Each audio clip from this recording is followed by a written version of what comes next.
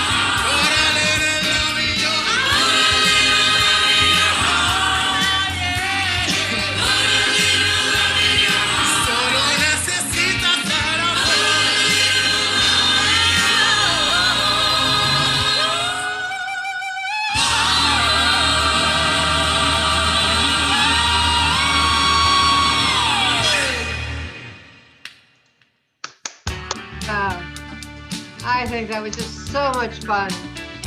Wonderful to see all these faces. That's just great music.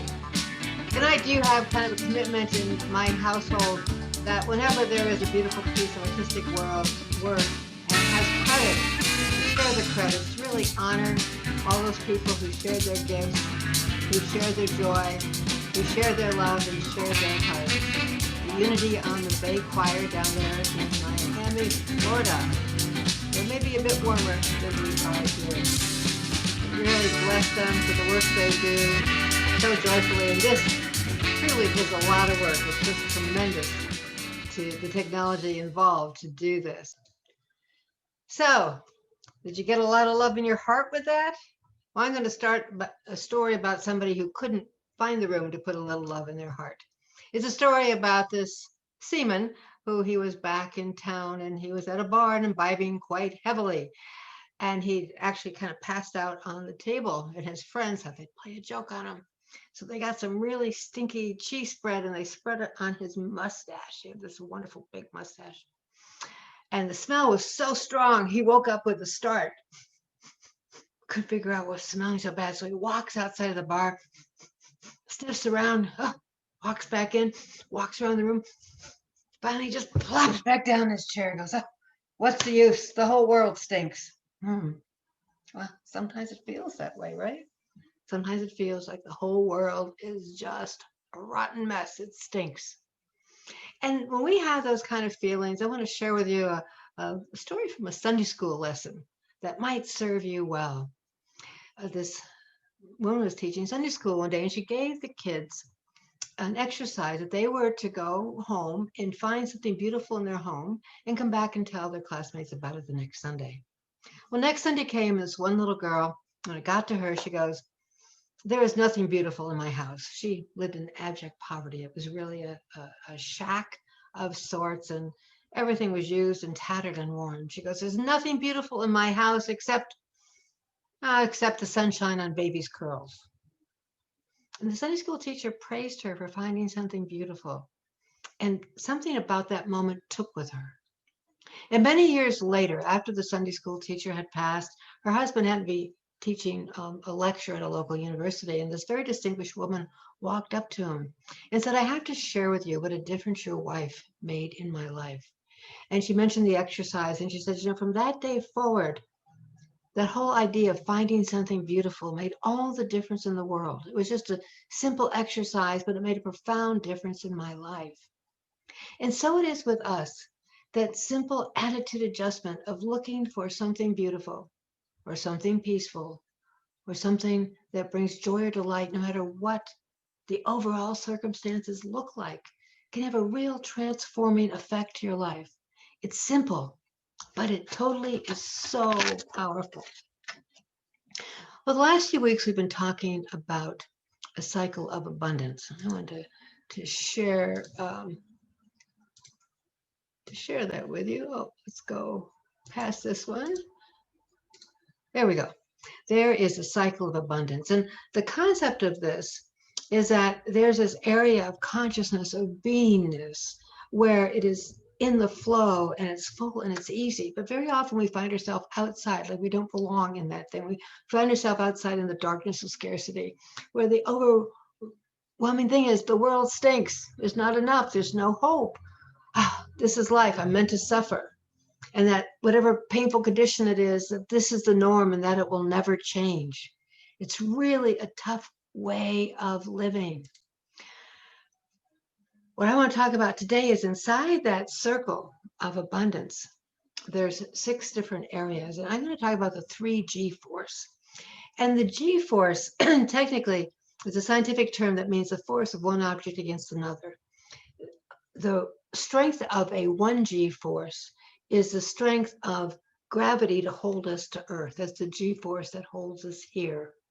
So you can imagine if we are held onto this planet spinning through space with 1G force, how powerful to have 3G force. This should just be a magnificent, powerful thing that would hold us in that place, into that abundant cycle of life, where we're in the flow, we can inhale and exhale. So the 3Gs are giving, gratitude, and generosity. And I thought, since Halloween has been this weekend, that we'd start with giving, because isn't Halloween about giving? I like to think of Halloween as kind of the unity holiday. We get to be whatever we want to be, and we knock on doors and we're given gifts. The universe responds to us. And, sometimes when a minister says that they want to talk about giving, I've known congregants that go, oh no, not another talk on tithing, giving more to the church. Nope, that's not what it's about. This is about a quote Maya Angelou said, I have found that among other benefits, giving liberates the soul. Giving liberates our soul. There's this wonderful feeling that we have when we're able to give. So it's not about a percentage. It's not about the specific formula of tithing. It's about finding a way to put God first in your life, because that's when we become truly a giver. And remembering that God is the primal power in everything. And now I'm talking about not just our financial resources. I'm talking about our health resources. I'm talking about relationships. God is love. So, of course, God is the primal force in those relationships. I'm talking about our ability to be creative, to make whatever it is that we make, whether it be spreadsheets or a quilt or a piece of art, whatever that might mean to you. And of course, the other real sense of a prosperity that we have in our life is that ability to be growing, expanding spiritual individuals, having that spiritual growth spurts, deeper understanding in all that's going on in life. So the idea of giving is a way to be centered into the idea that God is our source for all things that are important.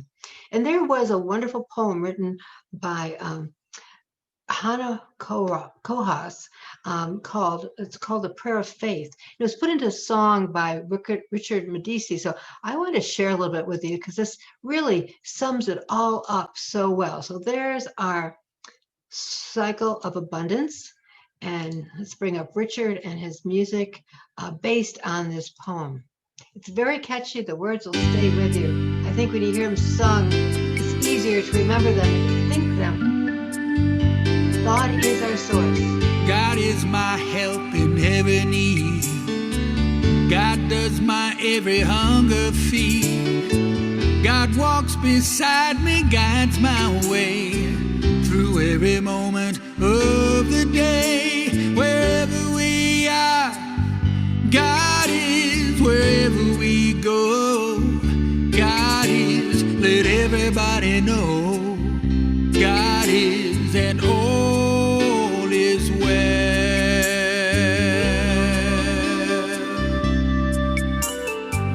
I now am wise, I now am true, patient, kind, and loving too. All things I am, can do, and be through Christ the truth that lives in me. Wherever we are, God is. Wherever we go, God is. Let everybody know God is, and all is well, well, well. Whenever we give, God is. Whenever we love, God is. There's always gonna be enough. God is, and all is well.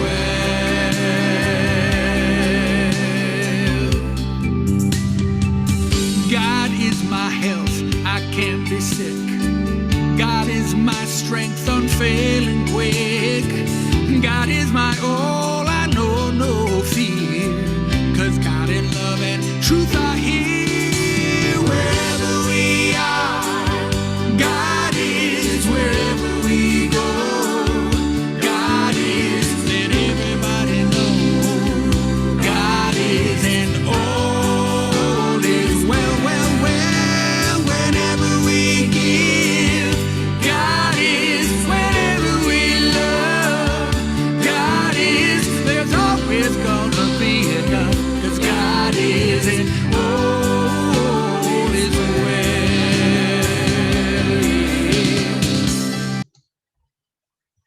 Knowing that God is our help in every need helps us to be that mindset that when we give, there is nothing for us to lose, that we are showered with abundance in so many ways. You know, I read an interesting statistic this week. It said that houses right now are about 30% larger than they were in the 1960s. But do you know what one of the biggest booming businesses is over the last few years? Storage. Storage for all of our stuff. We just have so much that even a bigger house can't hold it all. So we pay to keep all those things that we're not ready to get rid of. It's been said that giving is a delicious act. Delicious. I love that. It is a delicious act. You just feel wonderful when you can give those things you value, and you can release things that are actually burdening you, to pay money to store things. So you're not even going to be using them, they're just going to be sitting there. So we can step into that spontaneous, vital, invigorating sense of giving. You know, we give because it feels good. Doesn't it? It feels good to help somebody. And I think it feels good because it's a holy act. Excuse me.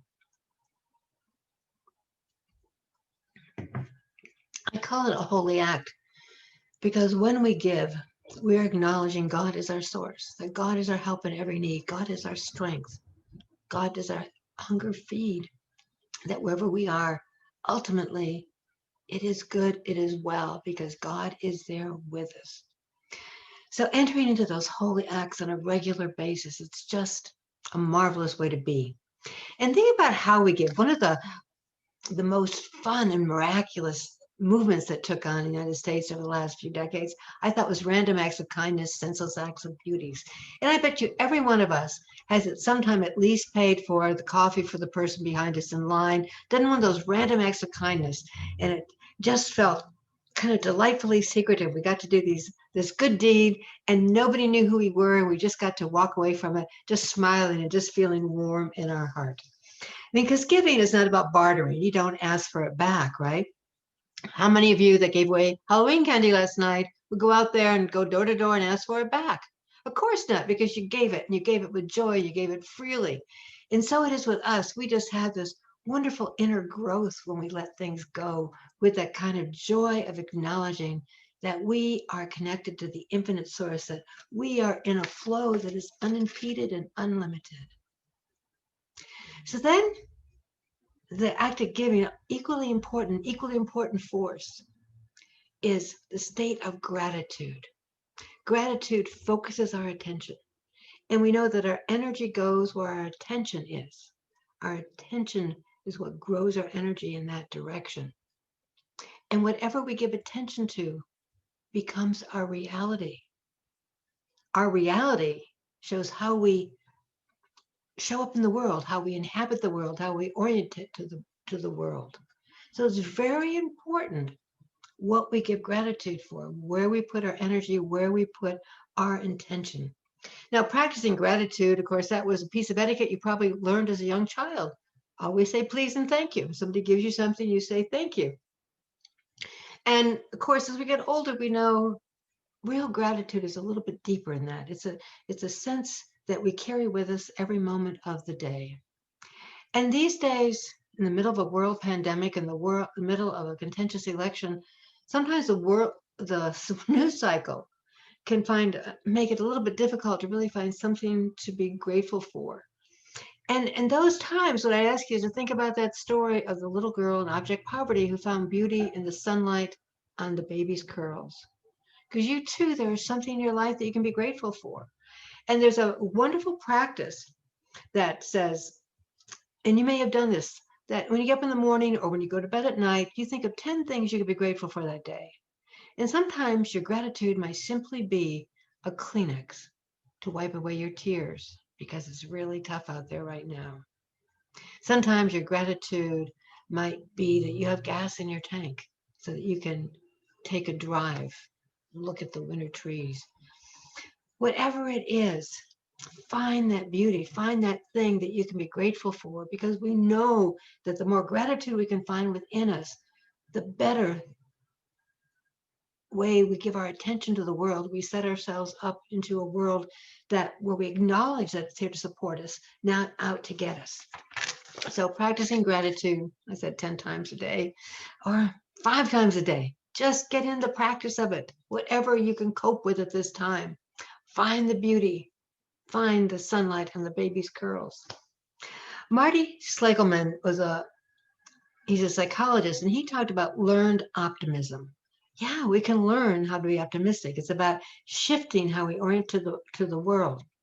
So a pessimist is somebody that when something doesn't go well, some awful thing happens, that they see this as permanent, that things are never going to change. It's always going to be awful. I lose a job, I'm always going to be out of work. And not only is it going to be forever, it's pervasive. Like, not only am I out of work, look at this person's out of work and that person's out of work and this awful thing happened and this awful thing. They can give you a litany of all the reasons why there is no hope on the horizon. Where an optimist, when something bad happens, they'll go, okay, I lost my job. for now, that's temporary, and it's just about my job. Everything else is, I'm breathing, my health is doing well, I have a home.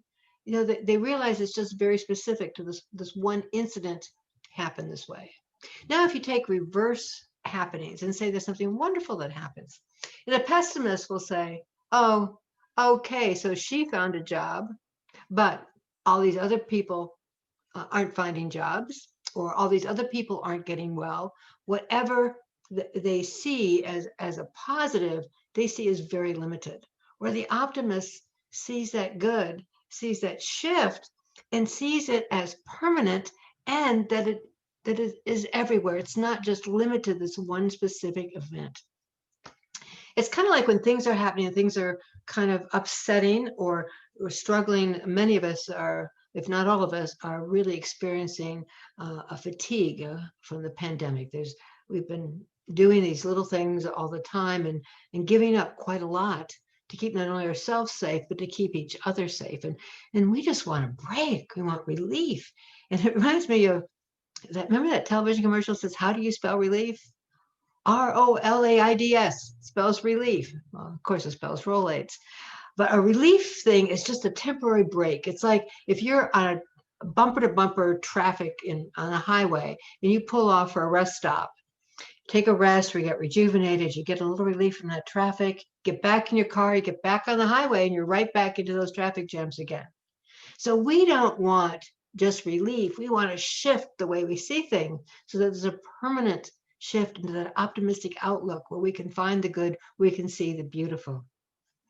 Gratitude is an art, and it's an art of turning everything into a blessing, that even if it's uncomfortable now, that something good comes out of it. And when we can find that attitude of gratitude in all that we do, it expands us in our capacity for saying, yes, thank you. Yes, thank you. It increases a tolerance for bliss for those that are pessimistic. Some people can't take too much happiness. Some people can't take too much bliss. And there's a real benefit to being able to be grateful and to feel that bliss. Heart math, some of you may have studied heart math. It's a technique where we focus on things that we're grateful for, focusing on the gratitude. And did you know that being in a state of gratitude for 5 minutes a day can lower your blood pressure, can increase your serotonin for up to 10 hours. Those are our happy drugs inside of us, and also boost our immunity. So in this time of a world pandemic, one of the healthiest things we could do besides our mask and social distancing is being in a state of gratitude. It will make this immune system sturdier and better able to fight off anything which might cause us to experience any less than great health. So from giving to generosity, from giving and gratitude, I want to go to generosity, which reminds me of another ad jingle, must be in my head today. Double your pleasure, double your fun. Yeah, I can hear you singing with doublemint, doublemint, doublemint gum right out there. When we are generous, there's something extraordinary that happens. There's a story I want to tell you about this woman. She's a woman traveler up in the mountains, and she had come to a stream. She was quite thirsty, and she reached her hand in to get some water. And as she looked down at her hand, there was this beautiful gem in there. Must have been a very precious gem. So she drank the water and put the gem into her little bag that she carried with her on her trip. And the next day, she met another traveler, a man, and he was quite hungry. And so she opened up her treasure bag, and as she was getting ready to share what food she did have with him, he saw the gem and he said, "Can I have that?" And the woman gave it to him. And he went away, and he's thinking, oh my goodness, with this, I can buy food for a month. There's just so much I can do. But then, you know what? A couple of days later, he showed back up and found the woman again on the path. And he gave her back the gem. And he said, I want to ask you for something more precious. I want to ask you for what it was in you that allowed you to give me that gem without hesitation, without questioning. That's what's really important, that sense of generosity, that sense of just being in the flow, so sure of being in the flow, there is no hesitation to share or give away what we already have. The generosity really relies on the laws of physics. If you have a full bathtub and you try to get into it, the water's going to overflow and just be wasted. In our life, sometimes we too are that full tub that's ready to overflow because we've hoarded our resources, if you will. But think of the generosity of the busy person who stops to help, or the neighbor who mows your lawn because they know that you're busy. Generous people give because they know that they've received. It's another way of acknowledging that activity of God is our help and our source and our resource in all things. Generosity comes from the Latin term magnanimous, which means great.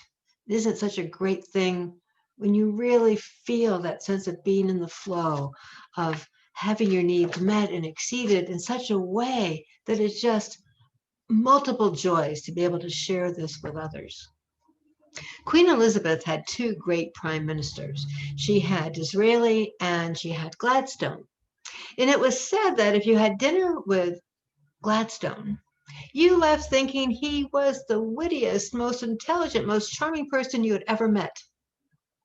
And if you had dinner with Disraeli, you left feeling that you were the wittiest, most intelligent, most charming person ever. That is generosity, that generosity of spirit. That, well, as Marianne Williams says, we are not held back by the love we didn't receive as a child. We're held back by the love we're not extending in this moment. Wherever we can find new ways to extend love to others, it expands our heart even as we're giving. That generous nature just brings a bigger energy than we can ever imagine. So for this week, I want to suggest a spiritual practice from the Buddhist tradition called Tonglen. And it suggests you do this 3 times a day, and knowing that feeling gratitude and generosity will help lower your blood pressure and increase your immune system. You got a lot of good reasons for practicing this. Think of a moment that is filled with joy. It's just filled with blessing. And I know we've all done this. We walked outside and the air is just so fresh and so clean. You just have this incredible feeling of peace. Or you've just seen a sunset, or there's just something that tingles with you in the moment that makes you feel so extraordinarily good. And as you have that feeling, affirm to yourself, may everyone know peace like this, or may everyone know beauty like this. May everyone know joy like this. And as you affirm that prayer, feel your connectedness with all that is.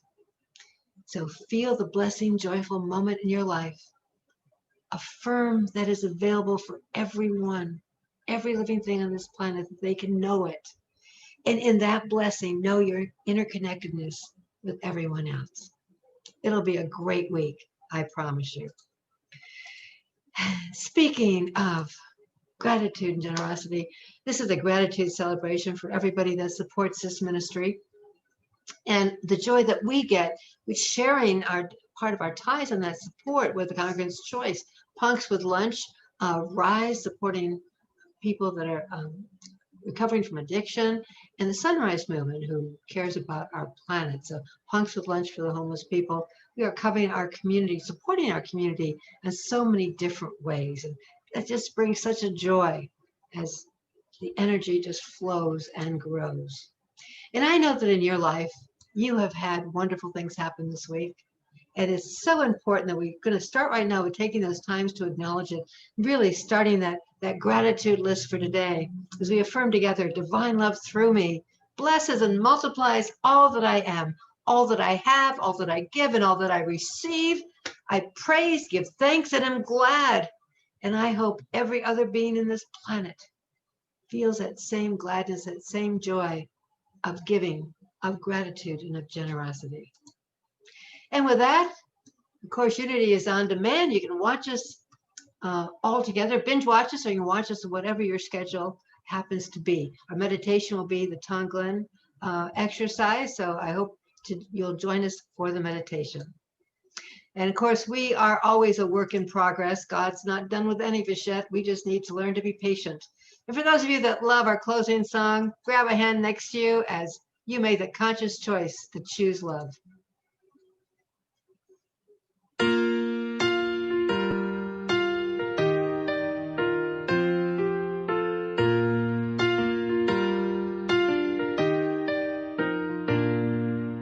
Peace in my life is growing because I choose love. Love's always present, it's what I'm made of. I choose love. We are a part of each other. We are one tie that binds us, that can't be undone. I choose love.